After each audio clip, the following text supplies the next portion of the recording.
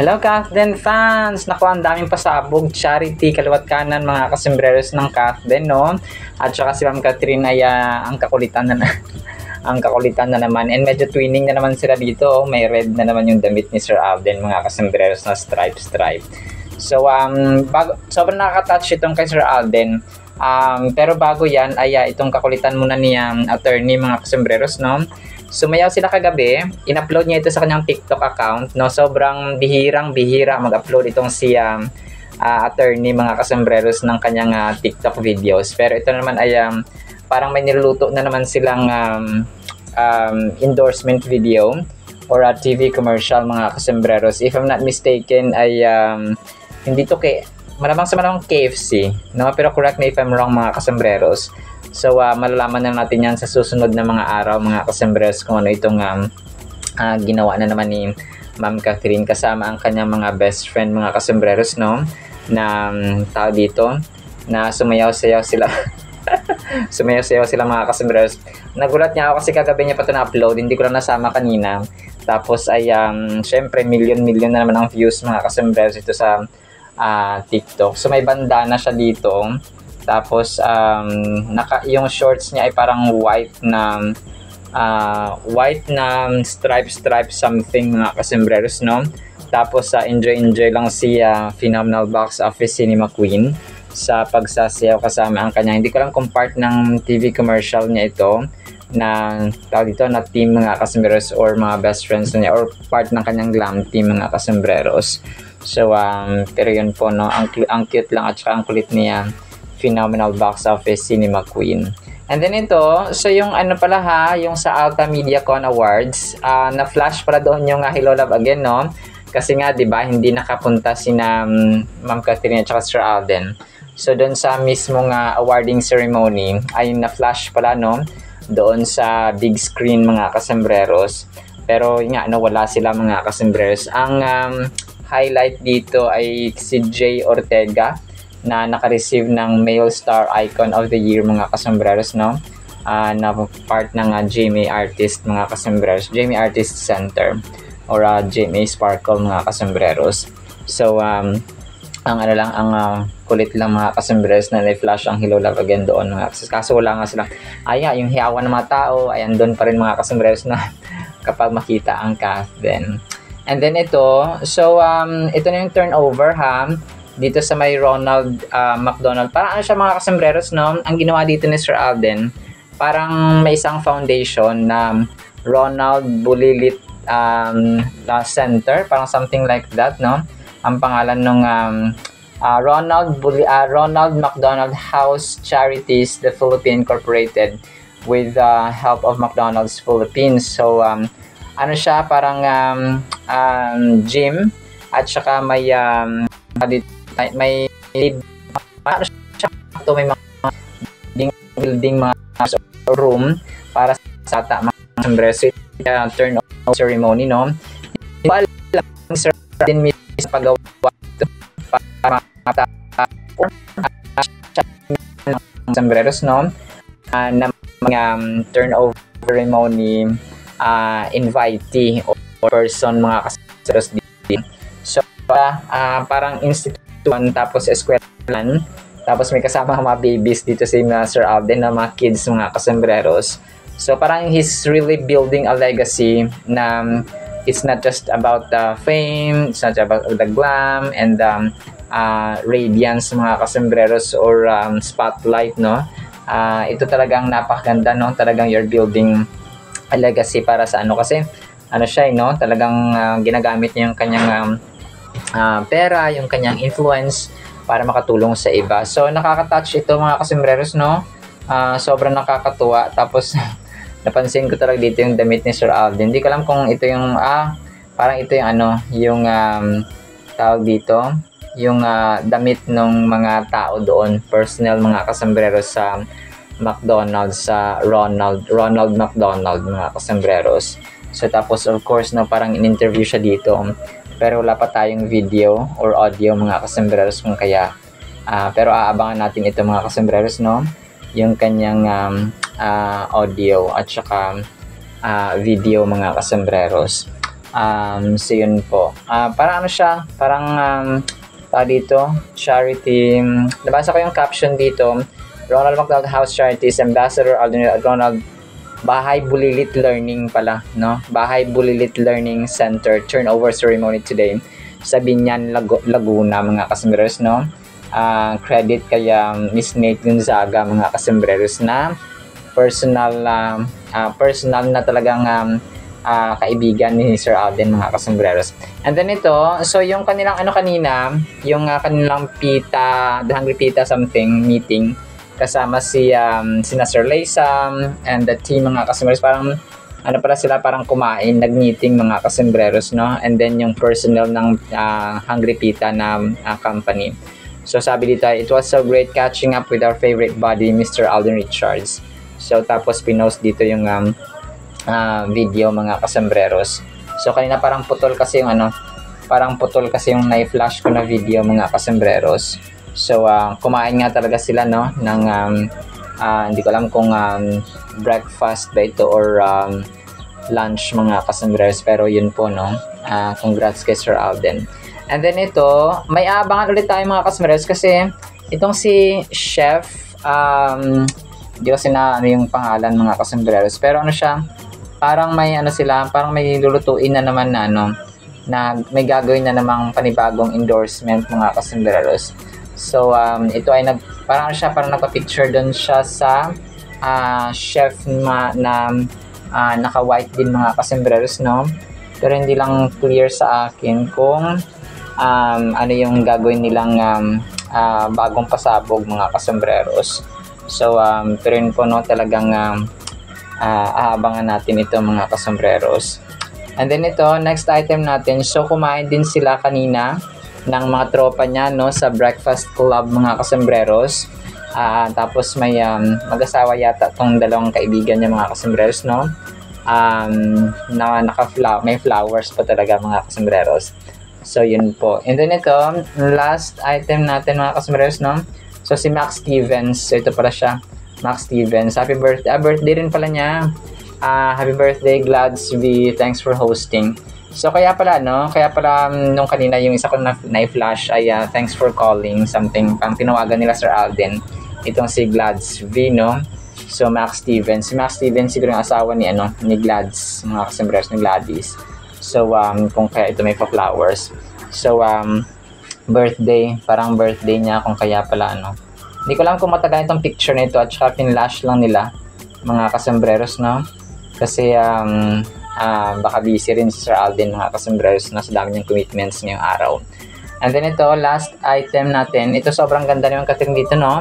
Naka-black siya, tapos parang naka-gown, mga kasembreros. So ang nakalagay dito ay www.niceprinphoto.com. So hindi ko lang pa-edited ito, kasi parang wala ako dito sa record, mga kasembreros, no? Si Ma'am Catherine ay sobrang elegante dito sa black niya, at saka silver na mga accessories, mga kasembreros, no? So ang ganda. Tapos parang hindi siya edited, no? But correct me if I'm wrong, mga kasembreros, kasi parang edited siya na hindi. 50-50 ako, mga kasembreros. Tapos meron siyang yung sing-sing na ginagamit niya parati, na regalo ni Sir Alden, mga kasembreros. So yun po. Alright, sinachis ating Kathleen items, no? Sana pa ipangin po natin ang Word of God. Today is October 24, 2025, mga kasembreros. Friday na, bukas ay weekend na po, mga kasembreros. So sana pa ipangin po natin ang napakagandang salita po ng Panginoon. At para po sa ating Word of God ay sobrang unique nito, ha. Ang title natin ay Ang Tunay na Lalaki. 1 Timothy 3:8, I desire therefore that the men pray everywhere, lifting up holy hands without wrath and doubting. So napakaganda nito, no? Kasi ang mundo talaga ngayon, talaga pag sinabing tunay na lalaki ay dapat matipuno, talagang astig, no? Ganun, mga kasembreros, yung parang iba yung definition ng mundong ito, mga kasembreros. Sometimes hindi naman lahat, kasi may mga Kristiyanong lalaki naman talaga, mga kasembreros. So ang tunay na lalaki umiiyak sa Panginoon. Ang tunay na lalaki ay inaamin niyang hindi niya kaya without God. Ang tunay na lalaki ay may takot sa Panginoon. Ang tunay na lalaki ay may pananampalataya sa Panginoon. Ang tunay na lalaki ay may pag-ibig sa Panginoon, mga kasombrero. So kasi he is the head of the family, no? Ang lalaki talaga pag nagkaroon ng pamilya. So even so, kahit na lalaking kabataan, doon nagsisimula dapat yung training, no? At saka pananampalataya sa ating Panginoon, mga kasombrero. So ang mundong ito magbigay man ng tamang definitions ng tunay na lalaki, ang Diyos natin ay ito po yung sinasabi niya, no? I desire, sabi niya Apostle Paul, therefore that the men pray everywhere. So dapat mapanalanginin, no? Prayerful, mga kasombrero, walang pinipiling lugar, walang pinipiling oras, or ano man dyan, mga kasombrero, kahit saan, everywhere, mga kasombrero, ay po pwedeng manalangin. So sa church, no, po pwedeng lifting up holy hands, no? Talagang yung mga lalaki nagtataas ng kamay, mga kasombrero, ano. O kaya yung nakakatuwa, yung mga sundalo, mostly na mga soldiers sa Amerika, mga kasombrero, talagang sila, may mga Biblia sila bawat isa, because nandun sa constitution nila talaga, naka-root, mga kasombrero, yung kumapa yung faith ng pananampalataya, mga kasombrero, na hindi naman perpekto ang Amerika, but andun kasi yung foundation. Ito yung sasabi natin na ang isang tao, pag tama yung pundasyon, kapag rooted yung kanyang pagkatao sa pananampalataya sa Panginoon, makikita mo yun sa action. Ang isang bansa, no, ang isang bahay, ang isang tahanan, kapag rooted at nakasentro sa Panginoon, no, may Bible study, talaga nag-aaral sila, nananalangin, ay makita mo rin yon sa ugali ng mga taong nasa loob ng tahanan. So, ang bansa, ang ating community, kung nakasentro sa Panginoon, mga kasombrero, ay makikita rin natin yung yung pagkakaiba ba sana, no, na let's say yung government, no, talagang yung officials natin sa gobyerno, mga kasombrero, talagang kinakailangan talaga ng renewal. Kung sabi ko nga, sana yung yung White House ng Amerika na nagpapapasok ng mga prayer team, mga worship team, parang ginawang simbahan yung White House. Alam mo, parang sana minsan yung Malacanang, yung Senado or so on, sana may mga ganong session ba, nag-music session or jamming session sila, pero kantahan ng para sa Panginoon. So kasi ang isang leader, ang isang tao, kapag may takot sa Panginoon, takot din niya mandarambong, no? Takot din mangurap, mga kasombrero. So we're praying na si Senator Alan Peter Cayetano yata is a Christian din, no? At saka yung iba, mga kasombrero. So we're praying and hoping talaga na magkaroon tayo ng government na may takot sa Panginoon, mga kasombrero. So ang verse na ito ay nagpo-provide sa atin ng checklist of qualities that are necessary for deacons with the church. So ito kasi specifically, no, ay sinasabi ni Apostol Pablo sa kay Timothy na yung mga deacons, yung kumbaga yung mga nagsisilbi sa simbahan. Pero ito po generally ito po ay dapat na pinopossess natin, mga kasombrero, sa ating buhay, especially yung mga lalaki, yung mga yung mga head of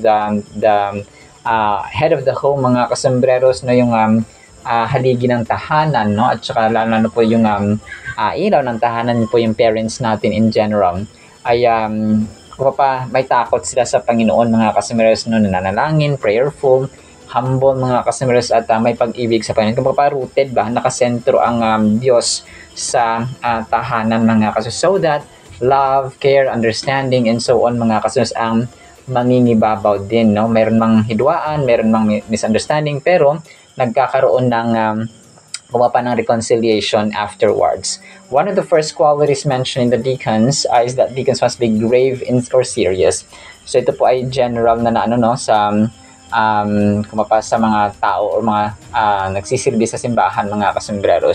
So yung ito as written by Apostle Paul to Timothy, mga kasombrero, ay nagsisilbing parang batang pastor dito si Timothy, mga kasombrero, na kung saan siya ay spiritual son ni Apostle Paul, mga kasombrero. So imagine mo, no, yung iyong tatay, kasi meron talaga ako nakitang mga mga nagti-TikTok na mga young pastor, mga bata pa sila, pero kumbaga parang nagiging tatambayan nila yung TikTok, yung pagla-live, no, nakakatuwa kasi ginagamit din ng mga, ginagamit din nila yung social media to spread the gospel, to spread salvation, no, talaga nakaka-amaze, mga kasombrero. And ano, may share kong kwento, no, si Daniel Quisaot. Kung alam niyo po yung kwento niya, talagang umiyak ako dito kasi taga Bukidnon siya. Ang kwento ni Daniel Quisaot ay engineering student siya, no, 5 years. Tapos nung last sem na lang, o parang 2 buwan na lang mga customers gagraduate na siya, ay nagkaroon sila ng break up ng kanyang girlfriend. Tapos kasi sa ministry nila sa church, si Daniel ay grade 3 pa lang daw siya, ay partner siya ng worship team. So tapos nung nalaman na meron siyang girlfriend, kasi parang pinagbawal na, kasi ganun talaga. Kapag meron kang girlfriend or boyfriend tapos nasa ministry ka ng Panginoon sa simbahan, ano yun parang policy yun na huwag ka dapat mag-engage sa relationship hanggat hindi ka pa nakapagtapos ng pag-aaral. So hindi yun stricto mga kasumbers, pangangalaga yun sa mga workers, mga kasumbers, kasi yun nga, no, maraming mga kabataan ang na-engage sa maagang relasyon. That is why hindi sila nakapagtapos ng pag-aaral, no, nakakabuntis or nagpabuntis or nagkaroon ng anak agad. So ganun. So yun yung naging patakaran. So nang nalaman ng senior pastor nila, ay tinanggal muna siya sa ministry noon, hindi na muna siya nakapagtugtog. So pero parang nung time na umattend siya ng church nila, tapos parang gusto niyang bumalik talaga mga kasumbres, na conviction ng Panginoon. So ang ginawa niya, ayan, binreakan niya, no, yung girlfriend niya. Tapos yung pag-break nila ay parang hindi gaano nagkaroon ng closure mga kasambreros. So sobrang saktan yung babae, tapos nakabalik siya kasi first love talaga ni Daniel yung tutugtog sa Panginoon mga kasama sa simbahan. So to cut the long story short, ay nakulong po siya kasi parang nag-file ng na kaso yung parents ng girlfriend niya mga customers, kasi kilala din yung girlfriend niya na yun parang achiever din. Tapos si Daniel ay achiever din sa school mga customers, nagtatap sila pareho. So yun, tapos yung pamilya ng girl ay nag-file ng rape case kay Daniel. Tapos yung after how many months yun, talagang nakulong siya doon mga kasembreros. Kinagulat ng lahat, no, kasi nga napakabait niya. And then nakulong siya mga kasembreros. And then sa kulungan, dito yung yung grabe yung nangyari mga kasembreros, kasi nung nasa kulungan siya ay di ba thesis nila yung gagawin niya, gagraduate na sana siya mga kasembreros, pero hindi niya magawa, walang resources, walang internet, walang cellphone doon mga kasembreros sa kulungan. Pero ang ginawa niya doon, pinagpatuloy niya kasi parang may lumapit doon na parang isang sa church, na mataas yung posisyon sa church mga customers. Tapos gustong dito kasi nang hinayang talaga yung university nila, pati yung pamilya niya, of course, no, na hindi siya makapagtapos, makagraduate mga customers ng engineering, 5 years pa naman. Tapos matalinong bata. So yun, to cut the long story short, ay yung ginawa niya thesis niya doon sa may kulungan ay tawag dito, pahirapan kasi may baliw din pala doon. Tapos naghahagis minsan ng dumi, tapos may nag-aaway, may nasusundukan minsan, tapos mano-mano, hindi siya computerized yung kanyang thesis mga kasembreros, mano-mano. So talagang pero bago yun mga kasembreros, nag-share pala siya doon ng gospel, no. Daniel ang pangalan niya, tapos parang naging Joseph the Dreamer siya, na nakulong nga siya doon mga kasus, pero parang inalaw ng Panginoon na makapag-share siya doon. Parang naging pastor siya doon mga kasembrero sa kanilang sa kulungan. So imagine mo, yung iba daw kahit mga tigasin daw ang itsura, talagang umiiyak, no, nakakarinig ng salvation, nakakarinig ng So tapos parang na-realize na mga preso doon na sabi nila, Daniel, sana kung po pwede lang nasaluin namin, kung ipasa na lang sa amin, paghahati-hatian namin yung kaso mo na rape, para kami na lang dito kasi kami wala ng pag-asa, ikaw meron pa. So parang grabing touching story mga kasers, nakakaiyak. Ilang beses ko pinanood yung, pero naiyak pa rin ako mga kasembres nung kay Daniel Quisao, taga Bukidnon siya. Tapos yun, talagang to cut the long story short, ay nakagraduate siya, doon siya nag-graduate mga kasembres sa loob ng kulungan. So talagang talagang nakaka-touch din. Pero parang piniyagan siya sa mismo na pumunta doon, pero parang parang COVID at that time. So sa kulungan lang talaga siya, and then walang cellphone, talagang yung sa Zoom lang siya mga customers, tapos pinatugtog yung marcha and so on. So talaga sana mapalabas yun sa napahaba yung kwento, napalabas. Pero ang storya din ay parang inurong or tinanggal yung binawi yung kaso mga kasus, kung kaya after 2 years ay nakalaya rin si Daniel Quisautin. Engineer na siya ngayon mga kasunders, no? Kasi nga nakapasa rin siya sa board exam. Tapos nung nakapasa siya sa board exam ay 4 na license yung kanya nakuha mga kasunders. Grabe, talaga nakaka-amaze yung yung story ni Daniel Quisaut mga kasunders. Sorry po napahaba po yung aking kwento. Pero yun po, no? Ayun na po sa ating Word of God, no? Sana po ay pagpalain po tayo ng pag-ibig, pananampalataya, pag-asa, and then prayerful na ugali mga kasundereros at papuri sa ating Panginoon. In the mighty name of Jesus we pray. Amen and amen. See you sa next segment mga kasundereros and paalam po. I love you.